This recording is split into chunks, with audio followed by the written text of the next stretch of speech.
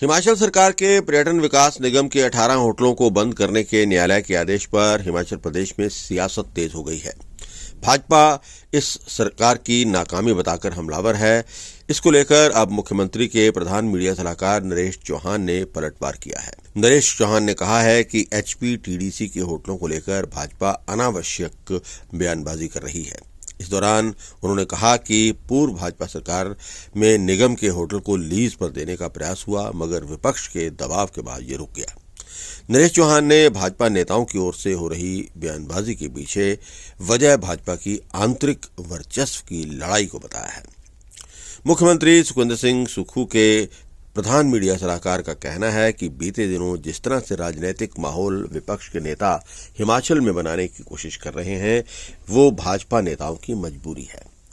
भाजपा नेताओं में वर्चस्व की लड़ाई चल रही है। भाजपा छोटी छोटी बात पर राष्ट्रीय स्तर पर हवा देकर हिमाचल को बदनाम कर रही है। पिछले एक दो दिन से जिस प्रकार का राजनीतिक माहौल बनाने का प्रयास विपक्ष के नेताओं द्वारा, विशेष तौर पे भाजपा के लीडर्स द्वारा लगातार प्रेस में 3-3, 4-4 लोगों की जिस प्रकार से ब्रीफिंग्स हुई, मैं समझता हूं कि भाजपा की वो अपनी एक मजबूरी हो सकती है। किसी मुद्दे को जिस प्रकार से जयराम ठाकुर जी का, अनुराग ठाकुर जी का और हेल्थ मिनिस्टर नड्डा साहब का, रणधीर शर्मा या आप समझें इनके अध्यक्ष बिंदल साहब एक दिन में 5-5 लोग प्रेस कॉन्फ्रेंसेस कर रहे हैं या मीडिया स्टेटमेंट्स दे रहे हैं, उससे एक चीज़ साफ है कि भाजपा के अंदर लीडरशिप का जो वर्चस्व की जंग है वो तेज़ हो चुकी है। ये कह सकते हैं कि काफ़ी तेज़ी से उसमें मुझे लगता है कि प्रतिस्पर्धा हो रही है। अब जहाँ तक सवाल है कि जिस प्रकार से अपनी महत्वाकांक्षा के लिए ये लोग प्रदेश की गलत बयानबाजी करके, बिना फैक्ट्स के और गलत जानकारी के ज़रिए या जानबूझकर प्रदेश के लोगों को भ्रमित करने का जो काम विपक्ष के नेता कर रहे हैं, मैं समझता हूं उनको इस पर गंभीरता से एक बार फिर से विचार करने की ज़रूरत है, क्योंकि ये प्रदेश सभी का है।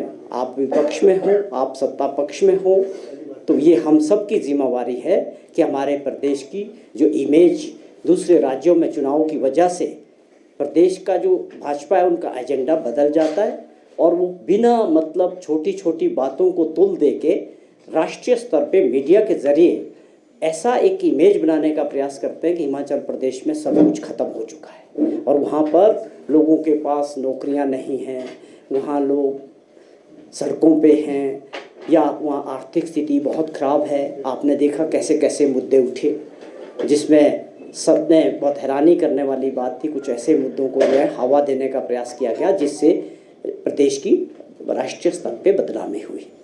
अब इसके पीछे इनकी सोच क्या है?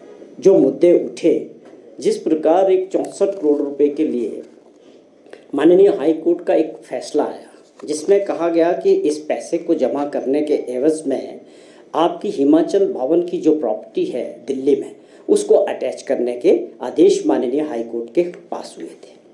अब ये कोई ऐसा मामला नहीं है, ये पहले भी होते रहे और दूसरे राज्यों में भी होते रहे।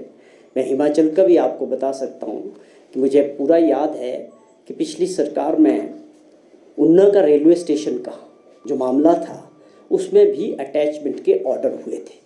वहाँ जब रेलवे ने जिन लोगों से ज़मीन एक्वायर की थी उनकी पेमेंट नहीं हो पा रही थी, वो लगातार कोर्ट में जा रहे थे और उसको गंभीरता से नहीं लिया जा रहा था। फिर वो एक सेशन कोर्ट ने, डिस्ट्रिक्ट एंड सेशन कोर्ट ने आदेश किए कि इनका जो रेलवे स्टेशन है अपना ऊना वाला, उसके अटैचमेंट के ऑर्डर हुए थे। तो ये कोई नई बात नहीं है, एक और भी बहुत ऐसी घटनाएं हैं, लेकिन मैं आपको बताना चाहता हूँ कि ये समझने की सबको ज़रूरत है। कोई ऐसा कन्फ्यूज़न लोगों के मन में, और जिन लोगों ने इसको बड़े ज़ोरों से उठाने का प्रयास किया, जो पिछली 5 साल सत्ता में रहे, हमें उस बात का अफसोस है कि वो सब परिस्थितियों को जानते हुए कि ये मामला 2009 का था, जो पावर प्रोजेक्ट था उसका 2009 का मामला था। हमारी जो पावर पॉलिसी थी हिमाचल प्रदेश की, उसमें हम ओपन बिडिंग के ज़रिए जो है पावर प्रोजेक्ट्स अलॉट करते थे और उस कंपनी ने maximum 14.4% share free power government को ऑफर करके, और आप समझे कि जो 20 लाख रुपए पर मेगावाट उसने ऑफर किया कि हम जो है अप फ्रंट प्रीमियम 20 लाख रुपए पर मेगावाट देने को तैयार है और 14.4% शेयर गवर्नमेंट को देने को तो हम तैयार हैं। कहने का मतलब उन्होंने मैक्सिमम जो है ऑफर करके उस प्रोजेक्ट को लिया। कंपटीशन हुआ, कंपटीशन में लिया उसने, बड़ी बोली लगा के उसने लिया।